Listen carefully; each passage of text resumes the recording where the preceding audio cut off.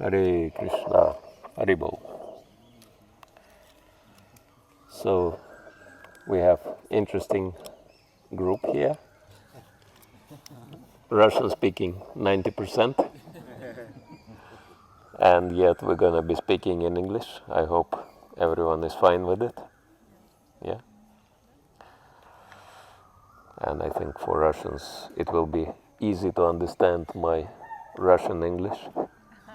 To Hare Krishna. So we're blessed with the presence of Shri Krishna Balaram Ki Jai. And thank you Mahaprabhu Chaitanya Prabhu for organizing this program. Just a short background story for the topic.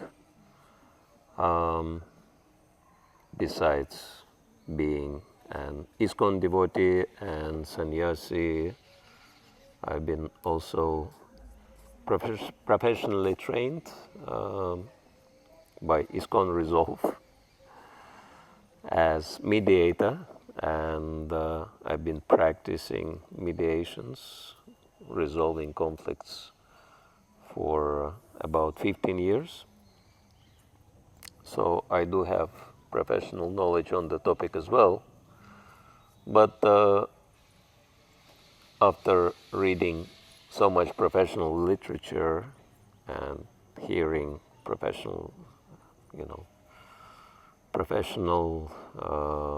approaches to the topic, I came to a conclusion that the greatest science of conflict resolution is Bhagavad-gītā, because no other science goes as deep as Bhagavad-gītā. So practically speaking,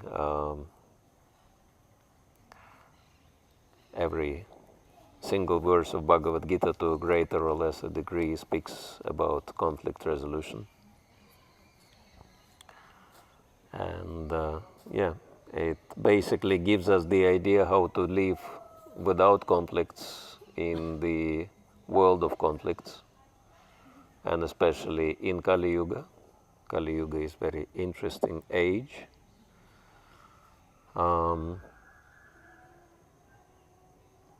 It's defined by Srila Prabhupada and the scriptures as age of quarrel and hypocrisy.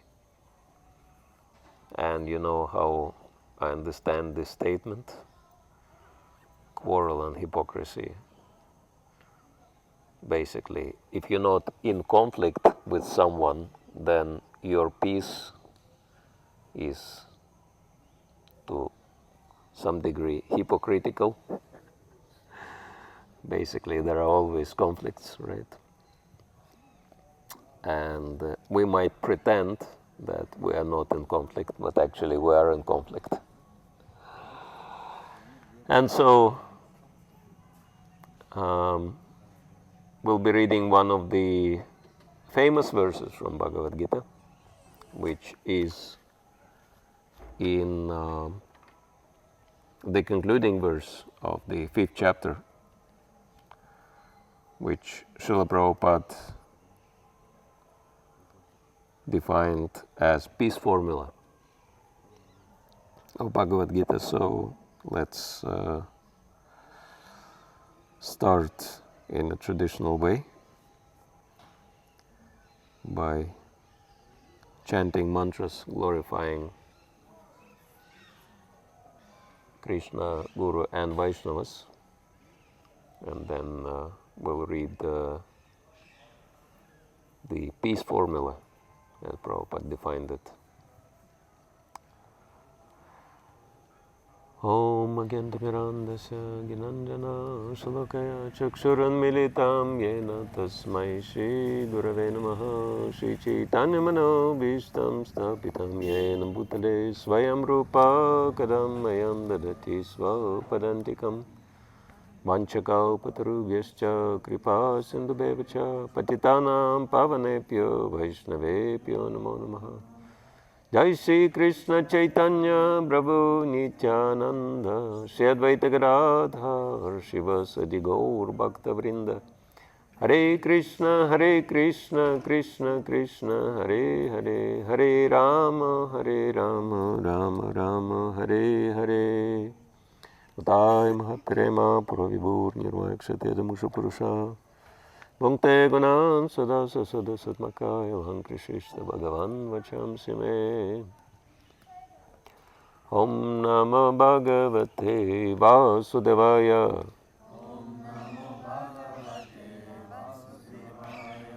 Om Namo Bhagavate Vasudevaya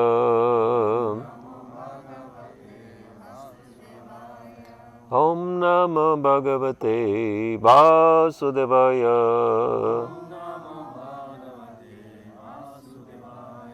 I guess quite a few of you will know the Sanskrit for this verse, so let's try to chant responsibly. Bhoktāraṁ yajña-tapasāṁ Bhoktāraṁ yajña-tapasāṁ sarva-loka mahā-īśvaram sarva-loka mahā-īśvaram su-hṛdam sarva-bhūtānaṁ su-hṛdam sarva-bhūtānaṁ gyatva mam shanchim richati gyatva mam shanchim richati bhoktāraṁ yajña-tapasāṁ sarva-loka mahā-īśvaram su-hṛdam sarva-bhūtānaṁ gyatva mam shanchim richati. Synonyms: bhoktāram, the beneficiary, yajña, of sacrifices, tapasām, and penances and austerities, sarva-loka, of all planets and the demigods thereof, mahā-īśvaram, the Supreme Lord, su-hṛdam, the benefactor, sarva, of all, bhūtānaṁ, the living entities, gyatva, thus knowing, mam, me, Lord Krishna, shantim, relief from material pangs, richati, one achieves. Translation purported by His Divine Grace A.C. Bhakti Swami Srila Prabhupada ki Jai. A person in full consciousness of me, knowing me to be the ultimate beneficiary of all sacrifices and austerities, the Supreme Lord of all planets and demigods and the benefactor and well-wisher of all living entities, attains peace from the pangs of material miseries. Purport. The conditioned souls within the clutches of illusory energy are all anxious to attain peace in the material world. Anyone's anxious to attain peace in the material world? Yeah. Mostly we attain peace when we rest in peace. But hopefully we can attain it a little earlier than that. But they do not know the formula for peace, which is explained in this part of the Bhagavad-gītā. The greatest peace formula is simply this: Lord Krishna is the beneficiary in all human activities. Man should offer everything to the transcendental service of the Lord because He is the proprietor of all planets and the demigods thereon. No one is greater than He. He is greater than the greatest of the demigods, Lord Shiva and Lord Brahma. In the Shvetashvatara Upanishad, in the Vedas, the Supreme Lord is described as Tam Ishvaranam Paramam Maheshwaram. Under the spell of illusion, living entities are trying to be lords of all this array, but actually they are dominated by the material energy of the Lord. The Lord is the master of material nature, and the conditioned souls are under the stringent rules of material nature. Unless one understands these bare facts, it's not possible to achieve peace in the world, either individually or collectively. This is the sense of Krishna consciousness. Lord Krishna is the supreme predominator, and all living entities, including the great demigods, are his subordinates. One can attain perfect peace only in complete Krishna consciousness. So this is part of the purport which is dealing with this topic, and rest of the purport is summarizing what the 5th chapter was explaining. So we'll read this text one more time. Bhoktāraṁ yajña-tapasāṁ sarva-loka mahā-īśvaram su-hṛdam sarva-bhūtānaṁ gyatva mam shantim ricchati. A person in full consciousness of me, knowing me to be the ultimate beneficiary of all sacrifices and austerities, the supreme lord of all planets and demigods, and the benefactor and well-wisher of all living entities, attains peace from the pangs of material miseries. So this is very interesting formula, because it explains what is peace. Peace means freedom from the material miseries, and material miseries are of 3 kinds. Anyone remembers what are the 3 types of material miseries we are experiencing? Adhibhautika, the miseries coming from other living entities like mosquitoes. Very good, something we are experiencing right now. And any other types of miseries? Adhidaivika, miseries coming from the forces of nature, too hot, too cold, rain, wind, hurricane, flood, etc. And adhyatmika, yes, that the miseries caused by our own mind and body. And it's very interesting how it works, that even if everything is perfect in this world, and sometimes it is like that. Anyone had experience of a perfect situation when you have no issues whatsoever for extended period of time? Anyone has been lucky? Okay. So how do you feel then? Great. Huh? Great. Great? For how long? Yeah, after a while you feel? Sad. Bored, right?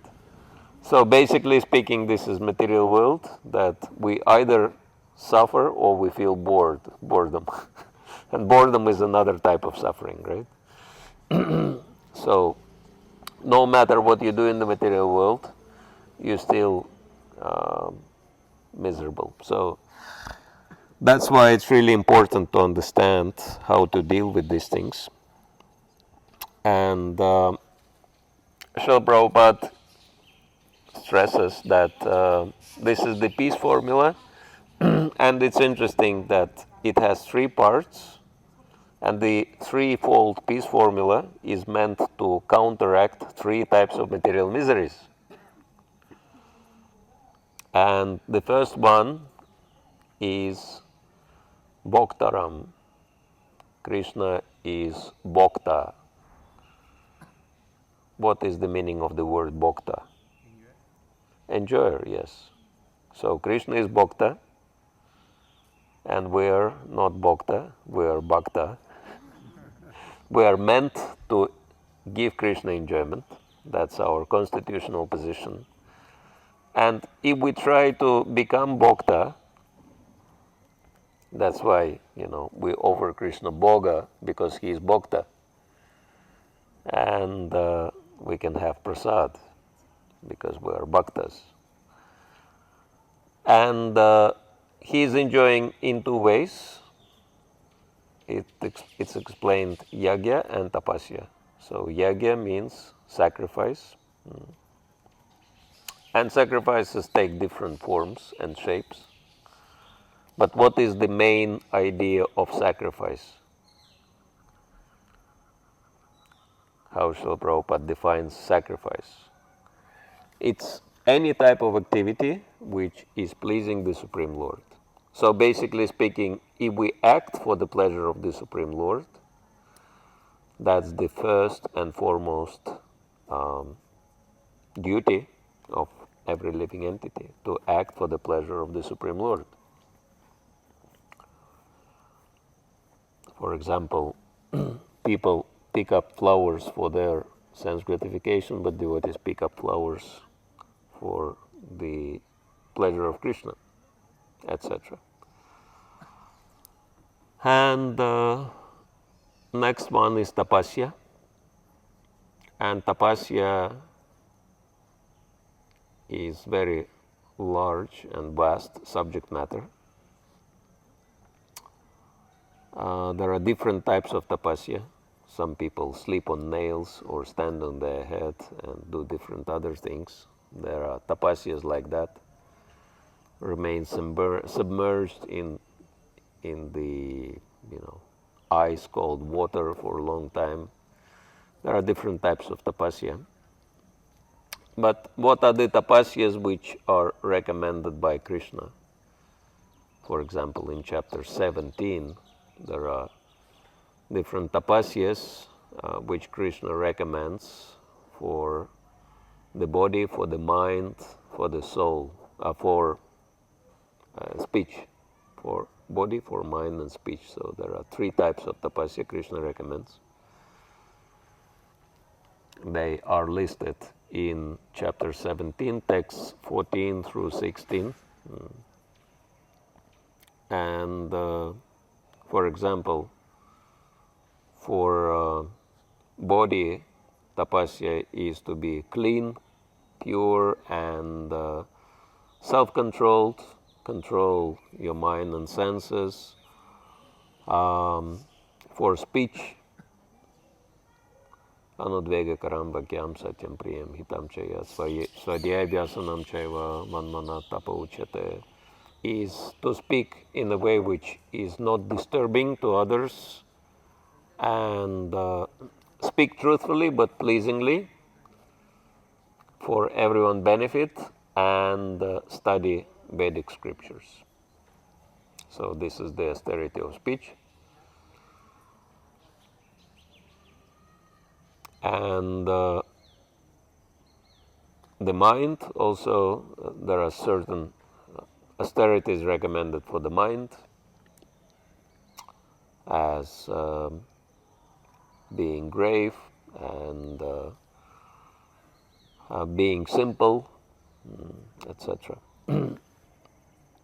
So we can understand that not all austerities are pleasing to Krishna, but only those austerities which Krishna recommends. So this is the first step in the peace formula. And another one is sarva-loka mahā-īśvaram. Sarva-loka mahā-īśvaram means one who is the master of all the worlds. And if we understand that Krishna is the master of all the worlds, then everything should be offered to Krishna. And third, and the most important part of the formula, is su-hṛdam sarva-bhūtānaṁ, which means, anyone remembers what is su-hṛdam sarva-bhūtānaṁ? Friend of all living entities. So, and if we apply these 3 points, then Srila Prabhupada says we become free from all 3 types of miseries. Even mosquitoes will not be able to disturb us anymore. How this is possible? It's interesting that in relation to Mayapur mosquitoes, there are many stories, because they are world famous. One time, Srila Prabhupada was asked, because he said that everything in the material world is the reflection of what is there in the spiritual world. And devotees were asking, so if there are mosquitoes in the material world, does it mean there are mosquitoes in the spiritual world? And Srila Prabhupada said, yes, there are mosquitoes in the spiritual world, but they do not sting, they only sing. So if you see mosquito singing Hare Krishna, you will know that this mosquito is from Goloka Vrindavan, right? And so, yeah, one time, I think Prabhupada was in Mexico somewhere, and all the devotees were attacked by mosquitoes, but Srila Prabhupada was not. And devotees were saying that Srila Prabhupada, because you are pure devotee, mosquitoes, they don't attack you. And Prabhupada said, interesting. In here they respect me as pure devotee, but in Mayapur they don't. I guess mosquitoes in here are too familiar, too many pure devotees around. So we have to eat something. There is another mosquito episode. One time Srila Prabhupada was giving darshan in Mayapur to devotees, and one young enthusiastic disciple, he was asking, Srila Prabhupada, you are followed by your very senior disciples, and is it true that they are getting maximum of your mercy because they are so close to you? And when he was asking this question, one mosquito landed on Srila Prabhupada's hand, and Prabhupada pointed at him and he said, right now he is the closest to me, but he won't be getting any mercy from me. So he chased mosquito away. So we can understand that, it's okay. We can understand that closeness to the spiritual master does not necessarily means getting his blessings. That's why there is a Russian proverb that your relation with those people who are around you is very much dependent on why they surrounded you, right? Because not everyone can surround you for good purposes. You might be surrounded not necessarily by your friends. So there are interesting stories how Prabhupada was dealing with mosquitoes in Mayapur. Yeah, this is one type of misery, and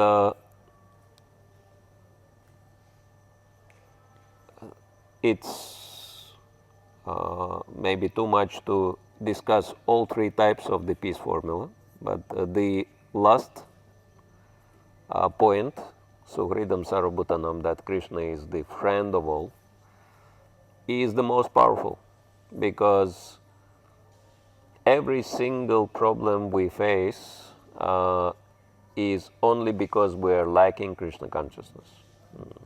When we forget Krishna, then this is how we face so many problems in the material world. And if we remember Krishna, then everything becomes resolved. So that's the ultimate resolution technique. And how Srila Prabhupada, one thing we can learn is that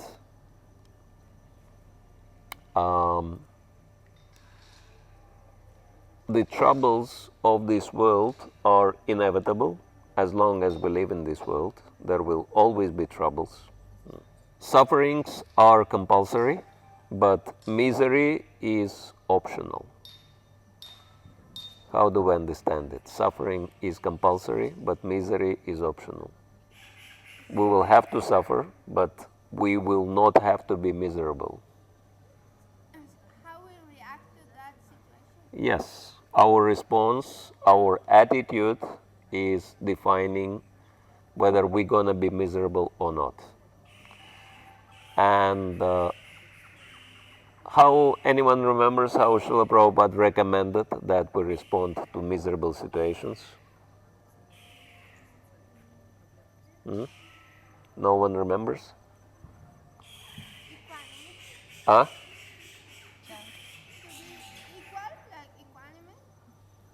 To be equipoised? Chant? Any other recommendations you remember from Srila Prabhupada? How he recommended that we respond to misery? We treat misery as what? As? Mercy of Krishna. So, right now you have one, which is mosquitoes. So how that can be mercy of Krishna? You know, it's like resolving practice on the spot. How do we perceive mosquitoes as Krishna's mercy? What is, what is beneficial? You are bitten by mosquitoes. What are the benefits? It will prevent us going to sleep in lecture. Oh yeah, fantastic. You won't be able to fall asleep. Very good. Yeah, they keep you alert. Any other benefits from mosquito bites? Huh? Okay, yes, this is the practice for tolerance. Very good. Yeah. And tolerance is very important, right? Lord Chaitanya says, Trinada Pisunichana Tarore Vasahishana, right? That we have to become more humble than grass and more tolerant than tree. You see, trees are not complaining about mosquitoes. We have to learn to tolerate like that. So they are giving us very good practice in tolerance. Any other benefits? We remember Lord Krishna. Yes, we think, oh Krishna, why do you allow so many mosquitoes to bite me? Very good. Okay. And that's the ultimate benefit, I suppose. Anyone else can think of any benefit from mosquito bites? Yes, Krishna is the friend of all living beings, so he allows, us to take prasadam, so he allows them to take maha-prasad. Because if you take prasad, then your blood is infused with prasad, so they are also benefiting from that. Good. Anyone else? We get mosquito pastimes. Yeah, we can hear mosquito pastimes. Okay. More benefits from mosquito bites? We can write a book, right? Benefits from mosquito bites. Yeah, it's like, food for life for mosquitoes, right? Charitable activity. They sit, in rows along your veins, and I guess, their buzzing is chanting Sharira Vidya Jal before they partake prasadam. So we can be happy, they are also brajabasis, dambasis, so they're benefiting spiritually by taking prasadam from us. So you can be very happy that you fed few dambasis today. Okay, any other benefits from mosquito bites? It leads to practice of concentration, because if we can concentrate in these mosquitoes, so at the time of death, when so many serpents or serpent, there are many. I heard so many serpents at that time bite when we leave body. Yeah, Garuda Concentration and Garuda Purana says moment of death is pain which is equal to the bites of 10 million scorpions at the same time. So And mosquitoes are luckily not Scorpios, something much lighter than that, and there are not 10 million of them, only few. So they can provide us with practice.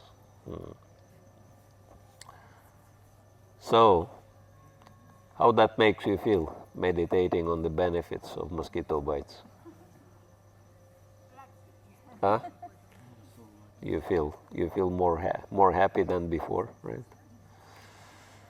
So, and we remember Krishna, and it's very interesting that if we meditate on the benefits from troubles, and troubles are beneficial actually in many ways, that we may not understand it immediately, but it is like that. Then what's happening? Sometimes trouble go away, and even if they don't go away, then you just learn how to tolerate it, and you don't mind so much. You may not take it so seriously. So this is a very important step in resolving any conflicts. And of course,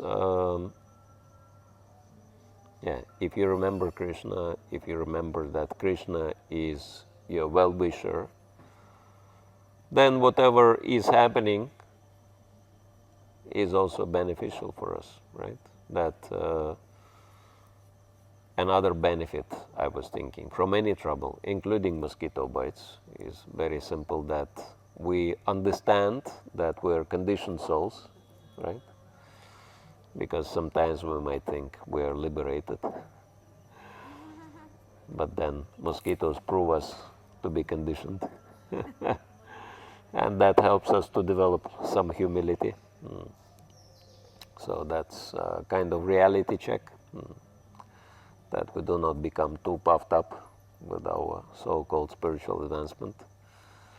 Because, we can continuously advance spiritually as long as we have some humility. But if we become proud, then what Srila Prabhupada was saying, anyone remembers the proverb about pride? Pride leads to the fall. Yeah, so if we become proud, then we might fall down. So, and any situation in this world is actually teaching us some very important lessons, beneficial for our spiritual advancement. And it's very interesting dealing with, the theory of conflicts. And I'll be saying few more words, and then we can discuss, and then maybe we can have some practice. There are two most important reasons for any conflict, including this one, including conflict with mosquitoes, right? Reason number one is false perception, and reason number two is false expectations. So what is common within these two things? False expectations and false perceptions. Falsity, right? This is the common theme. So what is falsity? How do we call it in Sanskrit? Which is something which is false. What do we call it? Starts with M. Maya, yes. So basically Maya is the cause of all the conflicts we're experiencing. And once we're out of Maya, then there will be no conflicts. Again, in relation to our current conflict, what is the false expectation?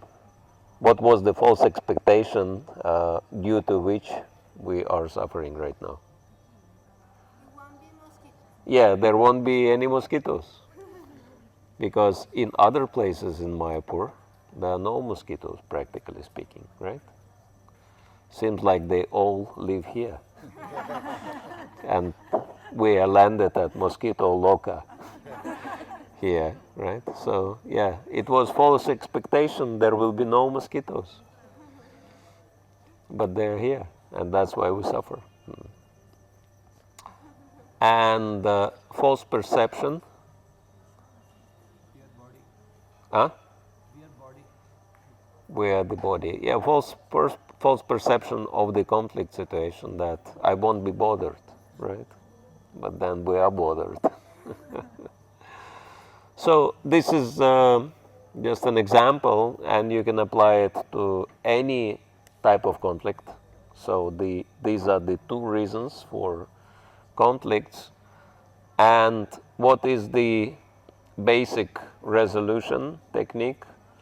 Say, if you would not have false expectations and false perceptions or false interpretations from this situation, you would probably protect yourself, right, from mosquito, and there would not be any problem like that. So this is very simple example, but there are more complicated examples of the same conflict scenario.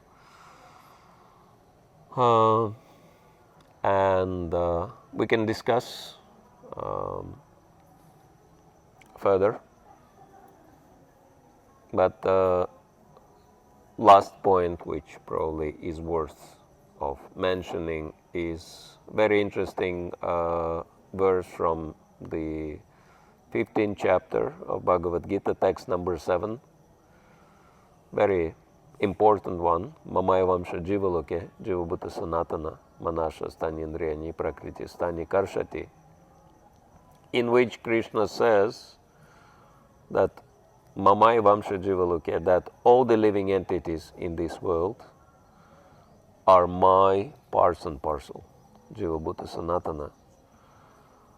But then he says, manasha stani-indriyani prakriti stani karshati, but because they are in this world, they are struggling very hard with the mind and six senses. So these are our enemies, if you think about them, that no external enemy is existing. The only enemy is our mind and senses. Now I feel like it's interrogation. Yeah, I guess it's fine. Yeah, it's another benefit for me, another blessing for me. So yeah, this is the fundamental theory, and now we can have little discussion on the topic and maybe some practice as well on the top. So anyone wants to share any doubts or realizations if you have, or share mosquito repellent with others? You want this is a spray? I have, yeah. But you know, it's what do you call it? Blood extraction, or what you call it, is good for health, they say. I guess it's good that for the body to have some mosquito bites. Mosquito therapy. Mosquito therapy, yeah, that's right. Хорошо, кажется, болели от укуса комара малярией.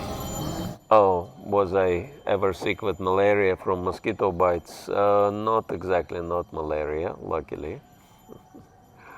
Of course, it would be another blessing for me, but no, I was not exposed to that. Well, like, as you said, like we all are part parcel of Krishna. Then why we are, struggling with mind and senses? Okay, so if we are parts and parcel of Krishna. Why are we struggling? Due to the influence of our mind and senses. Because we separate ourselves from Krishna in a very simple way, that when we think we are Krishna, then we naturally separate ourselves from Krishna, because if we understand Krishna, we also understand that we are Krishna's servants. But if we don't want to understand it, then we are separated from Krishna. So this is what separates us from Krishna, basically, false ego, right? There is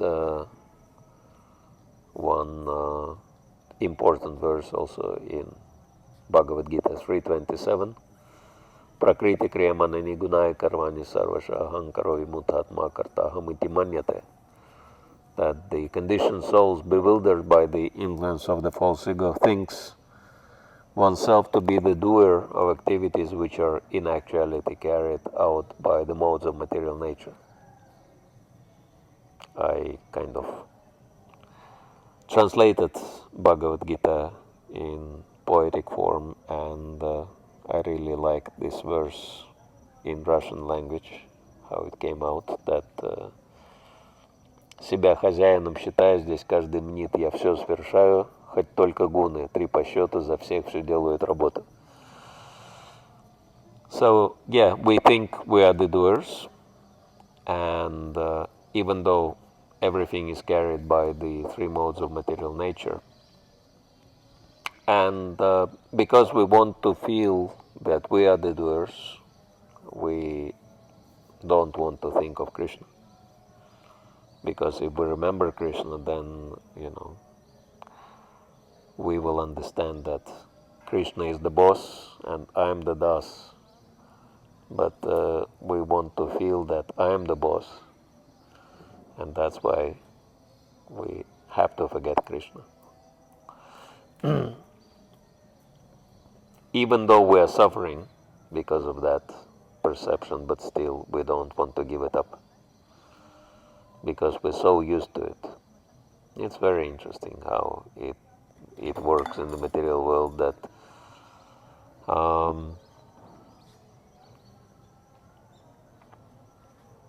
people have, for example, different bad habits, right? And they really suffer because of these bad habits, but they don't want to give it up. So identifying ourselves with the body and with the mastership is very strong bad habit, which is very hard to give up. So we have to practice for a long time. And if we think about it, every single conflict is due to the influence of false ego, right? Even family relations, right? That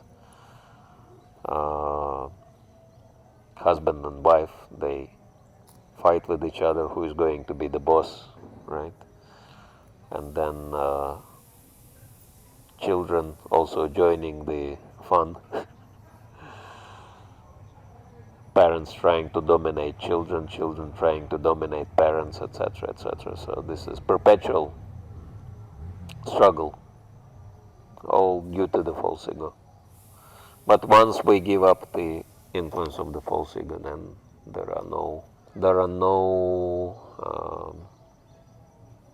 is no struggle.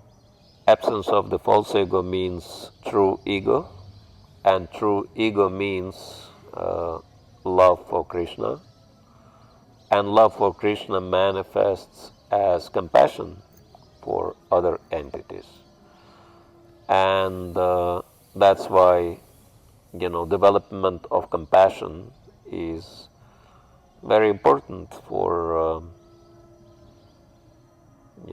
a life free from conflicts. And we are recommending one important exercise which is development of compassion as practical method of resolving.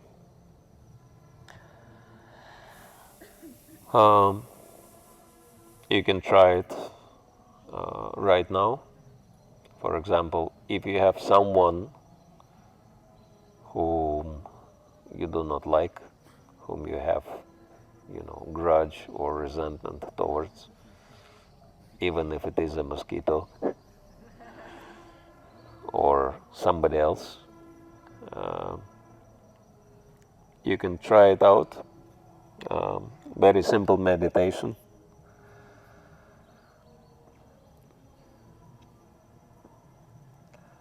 You can think of someone you don't like and you try to repeat few words after me, thinking of that person, right?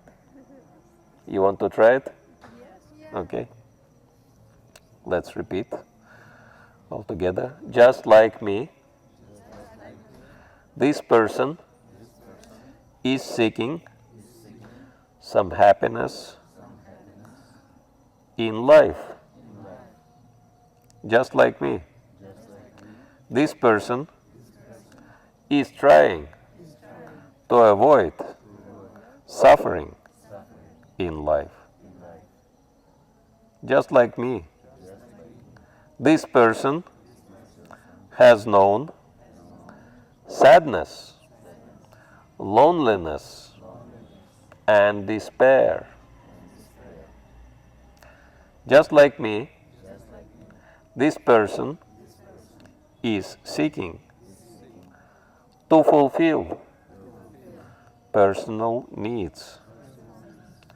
Just like me, this person is learning about life.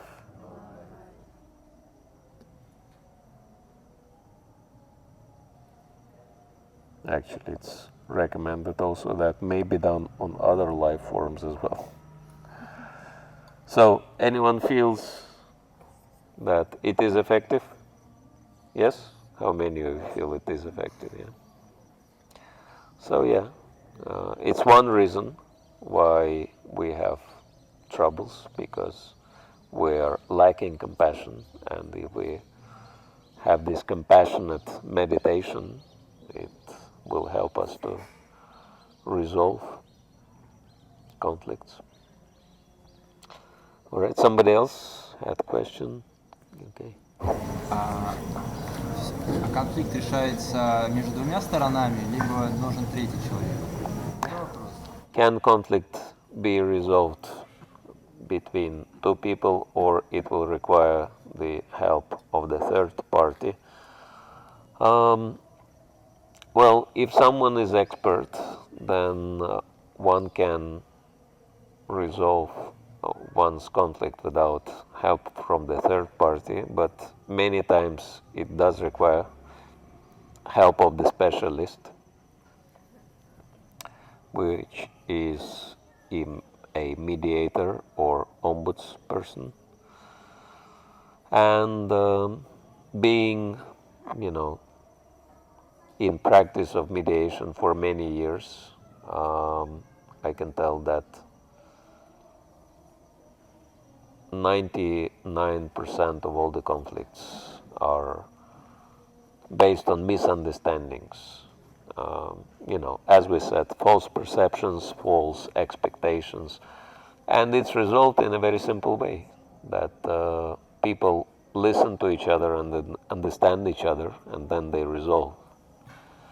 So it's interesting how the false expectations and false perceptions are resolved just by listening, just by hearing. So yes, it's interesting that Shravanam is the solution for our spiritual advancement, and Shravanam is the solution for all conflicts as well. But when the other person has some mental illness, Mental illness. Yeah, might be better to avoid that person. Yes, of course, that if someone is not capable of, being normal, then yeah, we might keep distance from that person or deal with that person in the way that it cannot disturb us. But basically, you know, it is, again, we become free from false perception and false expectations, and this is where the solution lies. Becoming free from all these things. Yes. Anyone else? Yes, last one, I think, because otherwise mosquitoes will eat us alive. Как себя вести, если мы видим какие-то нарушения со стороны старших, и эти старшие непосредственно твои лидеры? То есть как себя вести так, чтобы не критиковать? So how do we not criticize senior devotees, especially if they are in a leadership position in relation to us? So again, this is false expectation and false perception that if someone is senior, then one has to be perfect. This is something we've discussed at the Bhakti Shastri class, studying Nectar of Instruction. That material world means that there are always imperfections. It's interesting, this episode which happened here in Mayapur, when Lord Chaitanya was here, you know, conducting his pastimes. And we know that Keshava Kashmiri, great philosopher and poet and scholar, came here to debate with Nitai Pandit, and how Nitai Pandit, you know, glorified him. It's interesting that he inflated the influence of his false ego. He said, "You are such a great poet." And then he requested him, because it was happening on the banks of Ganga, he requested him to compose a poem glorifying Ganga.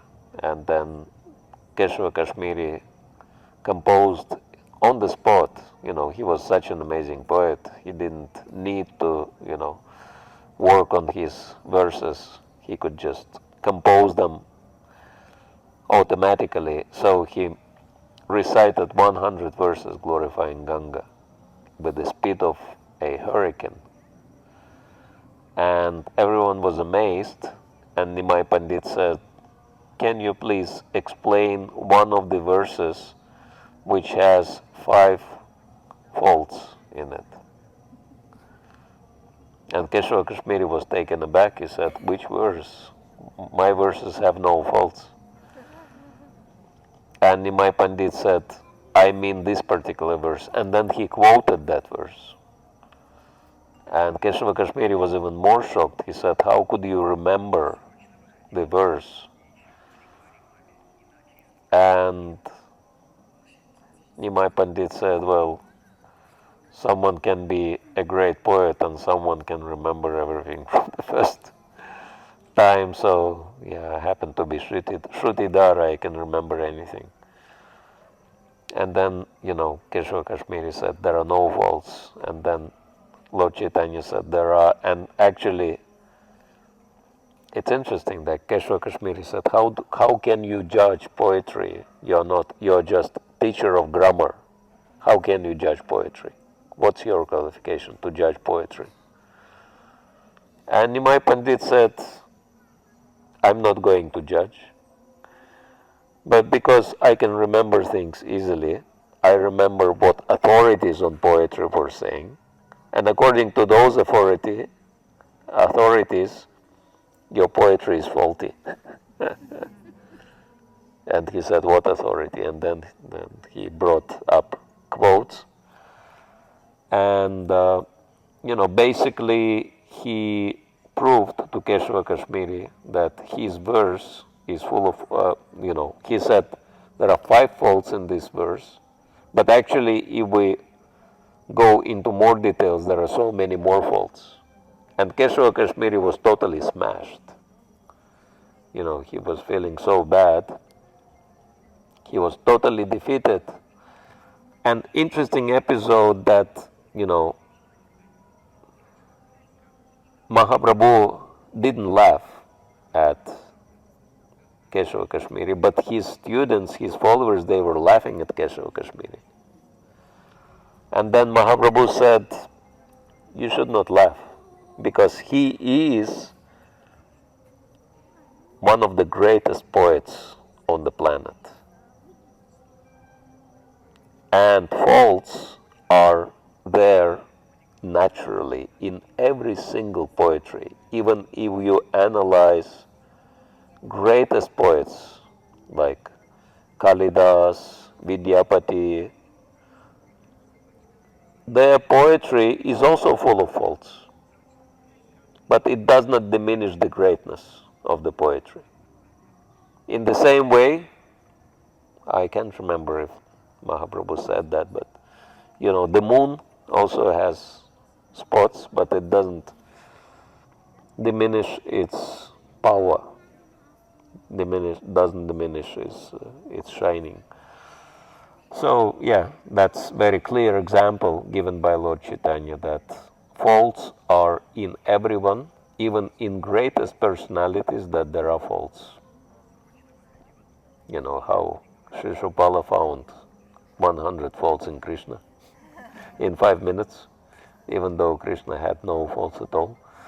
So yeah, and it's interesting how it works, right? When we just come to the movement, to ISKCON, we see no faults in anyone, right? We see everyone as totally perfect, and ourselves as most imperfect, right? Anyone remembers the time when you saw every devotee as totally perfect and yourself as most imperfect? And when little time passed, you know, your perception started changing. You could see that, okay, those devotees, they actually not so perfect, and actually you are more perfect. And you know, the balance is changing as the time goes. You know, you see more faults in the devotees and less faults in yourself, until the point that you think, you know, I am the best of all the devotees here. So this is how the false ego works. Has nothing to do with reality. And so, you know, how do we take, you know, faults of other people as something very natural? And we were discussing, it's just a matter of, you know, approach, how to deal with people so that their faults will not disturb us. Srila Prabhupada gave very practical and very simple example. He said the cow is giving milk. Cow is invaluable animal because milk is a miracle food, but the cow has two major faults. What are the faults of the cow? One is in front and another one is at the bottom of the cow. And both of them start with the letter H. What is the first fault of the cow? Horns, right. And second fault? Hooves. So if you come to the cow in front, if you come in front of the cow, you know, you might be gored by a horn, which is not very pleasing. And if you come from the back, you might be smashed with a hoof. Or from the side, I'm not sure how the cow, you know, when they kick. I think on the side they kick, they give you a kick side. Anyway, from the back, if you come from the back, the cow might kick you with a hoof. But if you come from the side, from the middle, you can get milk. So This is the way, this is the model Srila Prabhupada gave. Do not come from the front, do not come from the back, come from the middle part. So in the same way, everyone has their faults. But if you know, there is English saying, right? Don't come on the wrong side. You know, you come on the person's wrong side, and then you get, you know, reaction. But you know, just learn how to deal with each person accordingly, so that you get benefit and you do not get any problems in the relation. All right, so I think we've already delayed our schedule, and so we should pause here for the most exciting part of the program, which Mahaprabhu will announce. So thank you all very much. Śrīmad Bhagavad-gītā ki jai, Srila Prabhupada ki jai, Nitai Gaur Premanande.